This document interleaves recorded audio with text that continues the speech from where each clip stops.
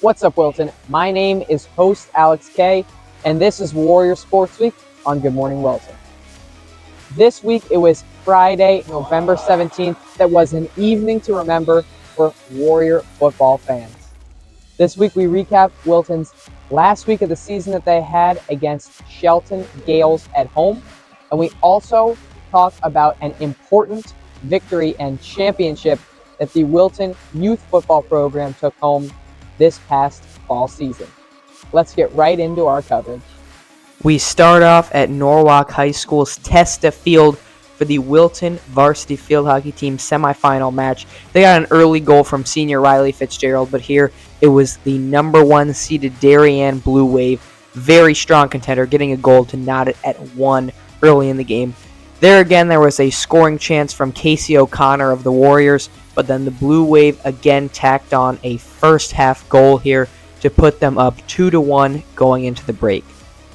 Later in the game, however, there was another opportunity for senior Riley Fitzgerald, a top goal scorer for the Warriors all season, but they entered the third quarter still down by just 1 goal. There were many chances for the Blue Wave here to try to pull away, get a potential game-sealing goal, but however, they were unable to do so. The Wilton defense held strong. They would not let in another score in regulation here.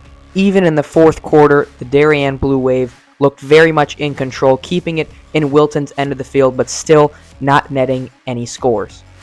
It was late in the game with about 20 seconds left that a miraculous goal was scored here by senior Riley Fitzgerald in potentially her last game of her Warrior career. She scored this goal, breaking away, getting past the defender there, and getting it into the bottom right corner of the goal. Tied the game up, and it was sent to overtime here for Wilton.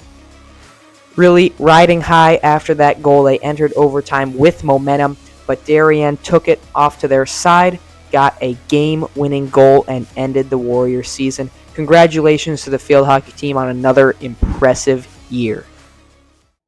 Following that result, there's only one Wilton High School fall season team that has their year still going, and that would be the Wilton football team. Started off early with a key contributor for the season, Cole Stevenson. He would certainly help the Warriors in their chances here. They were trying to improve their record to 8-2. They had 7 wins coming in, but a win here would help them secure a potential home playoff matchup.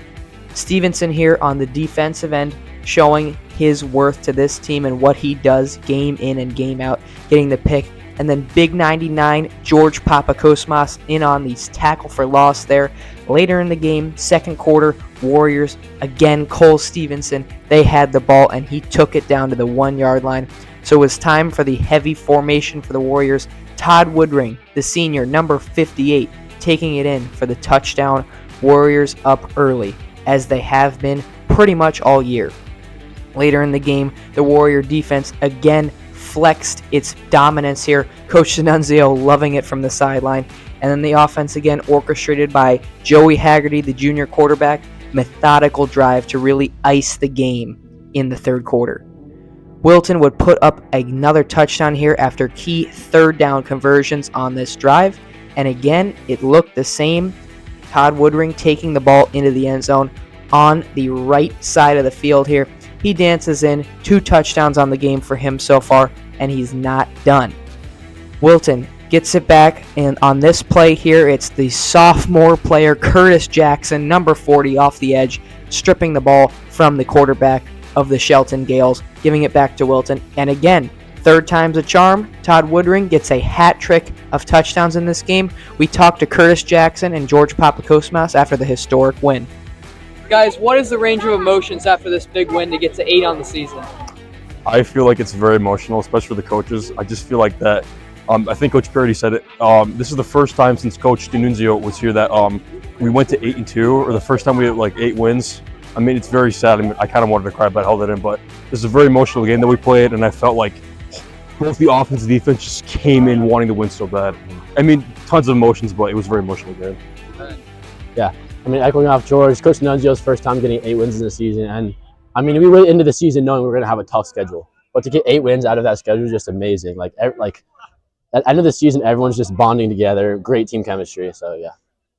That game was not as close as many expected it to be. This was really supposed to be a battle of two heavyweight teams, but Wilton was clearly the better one this night. Congratulations to the Warriors for officially securing a home playoff game this season. It's going to be in the upcoming weeks, and we can't wait for Fujitani Field to be the backdrop for a playoff game, postseason action for Wilton again this season. We cannot wait. It is going to be so exciting. Now, also, we can't wait to talk about also the youth football program taking home a championship as well. Got to talk to some coaches and players that made that happen. We want to hear their story of what they did and accomplished this season. The youth rookie blue and rookie white teams were recognized on the field before the high school game on Friday. They were the FCFL co-champions in 2023 in their third season. Let's hear from multiple players and the head coaches of each team. I think we practiced hard, we worked hard, and we brought home the championship. I think we earned this because we worked hard, we put in the effort, and we won this championship. We're glad to be a part of this big team, Big Wilton. It's great for the program. It's awesome. Same thing that he said. It's great for the program.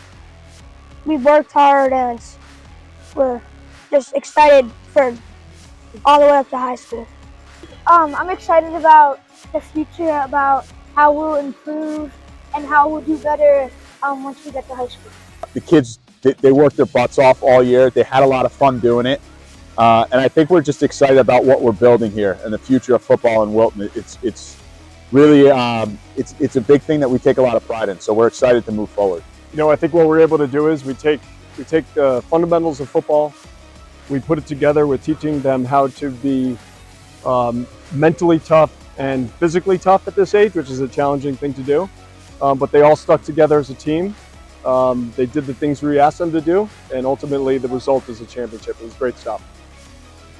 What fantastic football programs for the Warriors. Two amazing finishes to their years, but one still has another chapter that they're going to write. It'll be a bye week next week during these Thanksgiving week for the Warrior high school team. But after that, they can look forward to some postseason action. Fujitani will be the location of the game. I can't wait to cover it. Of course, my name is host Alex K. This is Warrior Sports Week on Good Morning Wilton, and we can't wait to see you next week.